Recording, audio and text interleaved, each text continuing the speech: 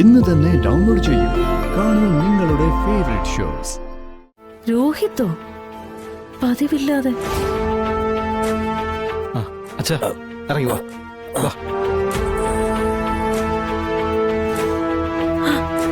രാഘവേട്ടൻ. ആ, അനൂപോ? എന്താടാ അവിടെ തന്നെ നിന്നേ? കേറി വാ.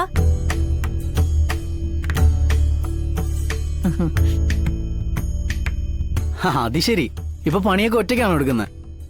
ആ, വന്ന് ഞാൻ ഒറ്റയ്ക്കായി. ഒരാളെ സഹായത്തിനുണ്ട്.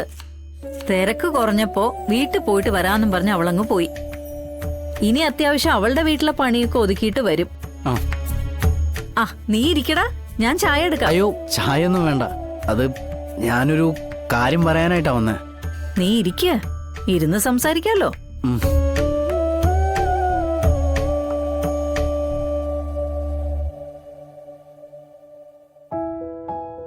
എന്താടാ, എന്താ പ്രശ്നം? അത് പിന്നെ അതിപ്പോ എങ്ങനെ ഒന്ന് പറഞ്ഞു തുടങ്ങാ? നിന്റെ വരവും ഇരിപ്പും ഒക്കെ കണ്ടപ്പോ എനിക്ക് തോന്നി. എന്താടാ, വല്ല കല്യാണ കാര്യമാണോ? കണ്ടില്ലേ, സസ്പെൻസ് അങ്ങ് പൊളിച്ചു. എടാ, വിവാഹപ്രായമായ ആൺകുട്ടികള് ഏറ്റവും സ്വാതന്ത്ര്യമുള്ളവരുടെ അടുത്ത് വന്ന് ഇങ്ങനെ വെപ്രാളപ്പെടുമ്പോഴേ ഒരു സംശയവും വേണ്ട, കല്യാണക്കാര്യം തന്നെയാ. ഏതാ പെണ്ണ്? നമ്മുടെ കൂട്ടരാ? അതന്നെ വിഷയം. ആ, അന്ന് ഞാൻ കൊണ്ടുവന്ന് പരിചയപ്പെടുത്തിയില്ലേ, അതന്നെ ആള്, നൂർജഹാൻ. എടാ അനൂപേ, അത് ദേ ശാരദമ്മ, മുടക്കൊന്നും പറയരുത്. എന്നെ മനസ്സിലാക്കുന്ന ആളെന്ന നിലയ്ക്കാ ശാരദമ്മോട് വന്ന് ഞാൻ ഈ കാര്യം പറഞ്ഞത്. അതെന്തുകൊണ്ടാ? എനിക്ക് ശാരദമ്മോട് അത്രയും സ്വാതന്ത്ര്യം ഉള്ളതുകൊണ്ടല്ലേ. ഞാൻ എൻ്റെ അമ്മയെക്കാളും സ്നേഹിക്കുകയും ബഹുമാനിക്കുകയും ഒക്കെ ചെയ്യുന്ന ആളാ ശാരദാമ്മ. അത് മോനെ, ഇത് വലിയ കുഴപ്പം പിടിച്ച പ്രശ്നമാ. കൂട്ടിയോജിപ്പിച്ചെടുക്കാൻ വലിയ പ്രയാസമായിരിക്കും. മനസ്സുകൊണ്ട് ഞങ്ങൾ രണ്ടുപേരും ഇഷ്ടപ്പെട്ടു പോയി. ഇനി പിരിയാൻ മാത്രം പറയരുത്, അതിന് കഴിയില്ല. ഇതൊന്നും എൻ്റെ അമ്മയോട് പറഞ്ഞാൽ മനസ്സിലാവില്ല. അമ്മയോട്ട് സമ്മതിക്കേയില്ല. എനിക്ക് ശാരദാമ്മയുടെ സമ്മതം മതി. നിന്റെ അമ്മ സമ്മതിക്കില്ലെന്നുള്ള കാര്യം ഉറപ്പാ. അവളുടെ മനസ്സിൽ നിന്നെക്കുറിച്ച് വലിയ വലിയ ചിന്തകളാ. ശാരദാമ്മയും മക്കളും ഈ നാട്ടിൽ നിന്ന് ഒഴിഞ്ഞു പോകാൻ തയ്യാറാണെന്ന് അറിഞ്ഞപ്പോ പുള്ളിക്കാരന് സ്വർഗം ലഭിച്ച സന്തോഷം. വേണ്ടത് എന്താന്ന് വെച്ചാ കൊടുത്ത് പറഞ്ഞു വിടാൻ പറഞ്ഞു ഗോപാലേട്ടൻ. ഭൂമി ഞങ്ങൾ എടുത്തോളാം ശാരദാമ്മേ.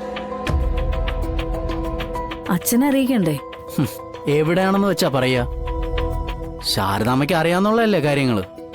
മക്കളെ നോക്കണമെന്നോ അവരുടെ കാര്യങ്ങൾ ശ്രദ്ധയോടെ നടത്തണമെന്നോ അച്ഛൻ ചിന്തിക്കുകയോ പ്രവർത്തിക്കുകയോ ചെയ്തിട്ടുണ്ടോ? അച്ഛൻ അച്ഛൻ്റെ ഇഷ്ടത്തിന് ജീവിക്കും. നാട് ചുറ്റുന്നു, അമ്പലങ്ങളോളം കയറി ഇറങ്ങുന്നു, എല്ലാം അച്ഛന് വേണ്ടി മാത്രം. അങ്ങനെയൊക്കെ ആണെങ്കിലും ആ സ്ഥാനം നമ്മൾ മറക്കാൻ പാടില്ലല്ലോ. അച്ഛന്റെ കടമകൾ അച്ഛൻ മറക്കുന്ന ആളായിരിക്കാം, പക്ഷെ നീ നിന്റെ കടമ മറക്കരുത്. അച്ഛനെ ഞാൻ ന്യായീകരിക്കുകയല്ല. പിന്നീട് നിനക്കതൊരു വേദനയായി മാറാതിരിക്കാൻ വേണ്ടിയാ ഞാൻ പറയുന്നത്.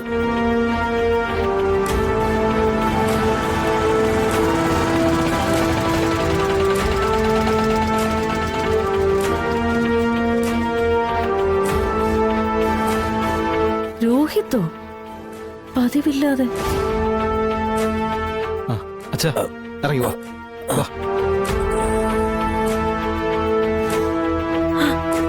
രാഘവേട്ടൻ, എന്തോ കാര്യമുണ്ടല്ലോ.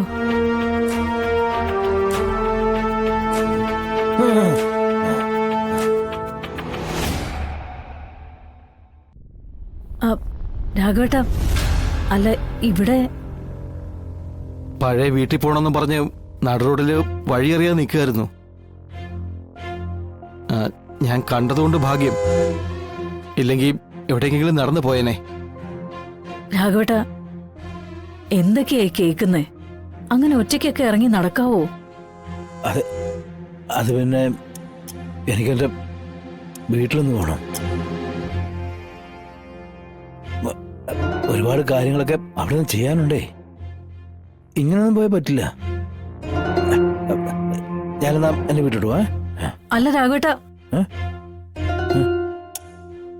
എന്തായാലും ഇവിടം വരെ വന്നില്ലേ, ആ. വാ അകത്തേക്ക് കയറിയിരിക്കാം. വരൂ ആ. വരൂ രാഘവേട്ടാ. ആ.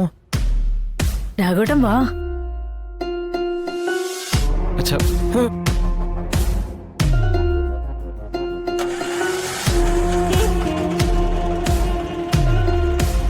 രാഘവേട്ടൻ വാ.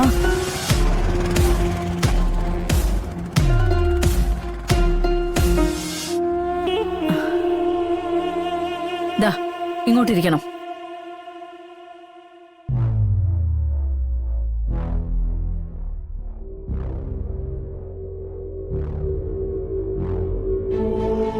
എനിക്കിപ്പോ സത്യാമ്മ ഒന്നും താമസിക്കുന്ന വീടറിയില്ല. അല്ലെങ്കിൽ അച്ഛനെ ഞാൻ അങ്ങോട്ട് കൊണ്ടുപോയേനെ. അതെന്തോടാ നിനക്ക് ഞാൻ താമസിക്കുന്ന എന്റെ വീട്ടിൽ ചൂടെ എന്നോട് കൊണ്ടാക്കിയാൽ മതി. അടുപ്പ വാ. എന്തായാലും വലിയ അപകടത്തിലൊന്നും ചെന്ന് ചാടിയില്ലല്ലോ, അത് തന്നെ വലിയ കാര്യം. എന്തായാലും രാഘവേട്ടനിരിക്കും, ഞാൻ ചായ എടുക്കാം.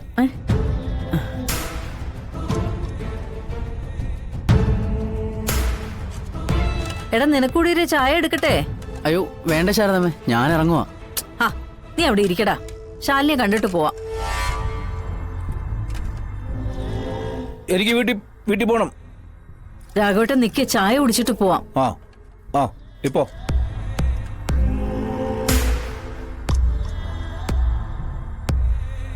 ചായ കുടിക്ക്.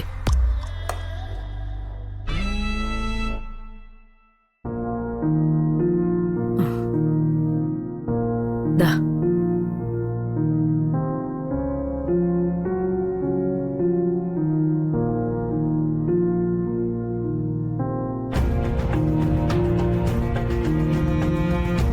എന്നാ പിന്നെ ഞാൻ ഇറങ്ങട്ടെ ശാരദാമ്മേ.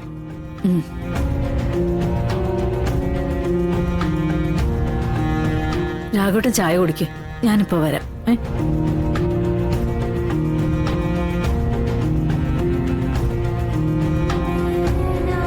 അനൂപേ,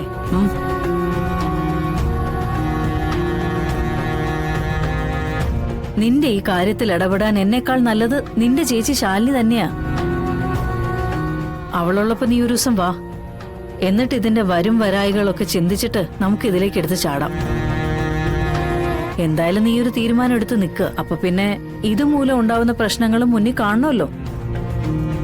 അതൊക്കെ നിനക്ക് മനസ്സിലാക്കി തരാൻ ശാലിനെ കൊണ്ടേ പറ്റൂ. ഞാൻ വരാം ശാരദാമ്മേ. പോയിട്ട് വാ.